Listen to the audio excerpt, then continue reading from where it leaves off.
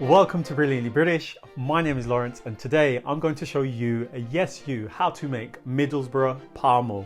So, as I show you how to make it in that chair of yours with a cup of tea in hand, sit back, relax, putting your feet up too, and enjoy this episode. Oh, and don't forget to subscribe. Apparently, the Parmo was invented by a US Army chef who was injured in combat, who later settled in the UK. Specifically in Middlesbrough, where he opened the American Grill restaurant in 1958 that featured his chicken Parmo creation on the menu. Since then, the Parmo has become a regional specialty with many delicious variations.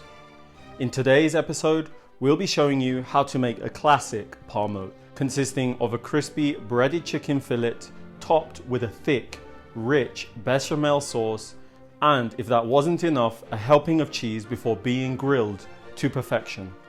So, with the introductions made and your interest peaking, allow me to introduce the ingredients to you. For today's Brilliantly British chicken Parmo, you will need a potato in whichever form you like. You can have it in mash. I'm going to be going for chips today. You will need some plain white flour, some butter, ideally homemade Brilliantly British butter. You will need some onion, some full fat milk, breadcrumbs.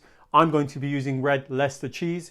Cheddar will do just fine, or any other white soft cheese of your choice. You will need some garlic, some eggs, a relatively large chicken breast, and of course, to avoid the occurrence of bland food, you will need some salt and some pepper. That's it for the making of this Brilliantly British chicken Parmo. But, before you get started, before you do anything at all, switch on your kettle, brew yourself a nice cup of hot tea so that you can sip on that whilst you cook. Parmo can be enjoyed with chips, mash, or whatever you fancy. I'll be making some chips, and so off camera I blanched some potato batons to fry later on. Anyway, as you can see, I'll now start to lightly fry some onions in butter with some finely chopped garlic over a medium-low heat to cook only without browning. The garlic and onion have been allowed to cook gently in butter, and so I'll add plain flour to the pan in order to form a roux. With the flour incorporated, now cooking over a medium-high heat, allow the contents to fry for around 2 minutes in order to toast the flour a little. After frying the contents for 2 minutes or so, begin to gradually add milk in order to start making your sauce. Initially, the sauce will appear to have curdled, but don't panic. You need only allow the milk to heat up, which will in time homogeneously dissolve the roux, so keep whisking. In no time, the sauce will cook and thus thicken, becoming this creamy, viscous sauce that may need to be finished off with the addition of salt and pepper. Perfect. With the sauce still hot, waste no time transferring it into a jug or a container, which should be set aside, albeit within arm's reach, for later on. Now for the chicken.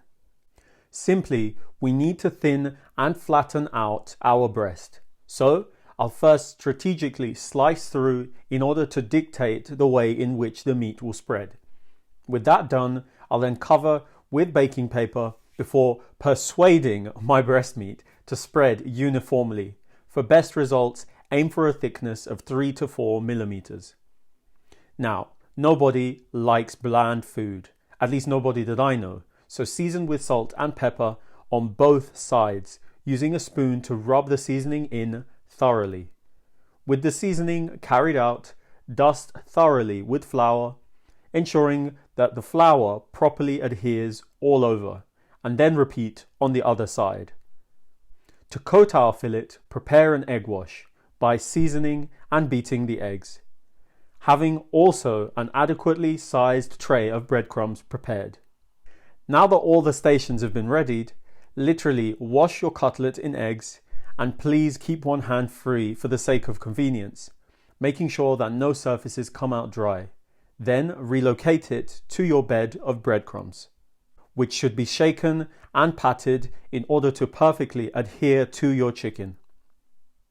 And would you look at that, a beautifully breadcrumbed chicken fillet ready to be fried to perfection. Speaking of frying, forgive me for not mentioning it earlier on, but it will be listed in the description. So, to fry, you will need enough oil to fill a pan to a depth of about 1.5 centimeters. Also making sure that you have a pan to accommodate your chicken. With oil now in the pan, take a quick breather to rehydrate before beginning to fry.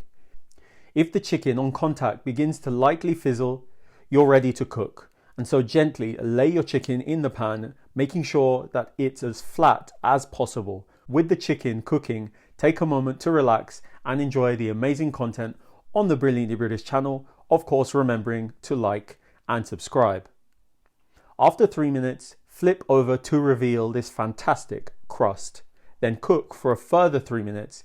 In the meantime, I lined a wire rack tray with foil and baking paper, and onto it placed my cooked chicken. As I mentioned earlier, I'll be enjoying my Parmo with chips, so I'll now begin to heat up some oil, making sure to never fill my pot more than halfway. I'll also at this point fire up my grill, or if you're American, broiler. Now, turning our attention back to the centerpiece of this episode, smear on your delicious white sauce, cover with freshly grated cheese, in my case red Leicester, and then grill or broil until bubbling on top. And I'll at this point begin to fry my chips. In no time at all, you'll be taking out of your oven a stunning looking Parmo, ready to serve with my freshly cooked chips. Now, with everything done, I think that now would be the right time for tasting. All right, this thing smells amazing. It looks amazing. I know this is going to be fantastic. So now it's just a matter of confirming it. So 3, 2, 1. Oh, wow.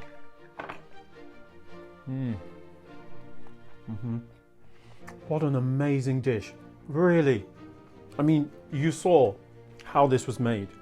You will not be able to comprehend how amazing, fantastic, delicious, flavoursome this dish is, unless you try it for yourselves. Really, my words will never ever do this justice.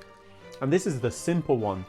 Some people make the bechamel, put mushrooms, put herbs in the bechamel, put like a layer of tomato sauce on top before the cheese. There's so many things you can do with this. This is just the basic one, and it is fantastic. And I mean, look, it goes without saying, when you know how to make chips at home yourselves, there's no need to buy them. I mean, oh, crunchy, buttery soft in the middle. Beautiful, beautiful. Look, if you do anything at all in the not too distant future, please, please, please make this dish. Thank you all for allowing me to show you how to make a Middlesbrough chicken Parmo. Knowing that you loved this episode, don't forget to click the like button, the subscribe button, and the notification button so that you don't miss any of our new releases. Tell everyone you know about the Brilliantly British food on this channel, and follow us on all of the social media platforms that this channel is on, and I will see you next time. First time.